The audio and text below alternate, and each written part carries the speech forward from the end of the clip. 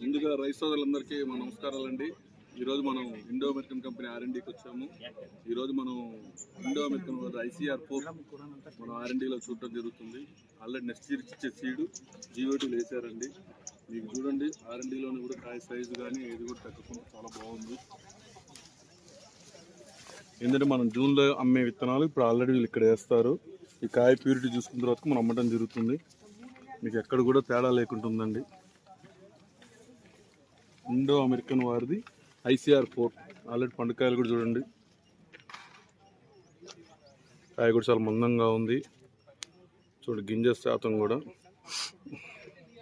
ఘాటు కానీ కారం కానీ ఏ ప్లాంట్ అయినా సరే.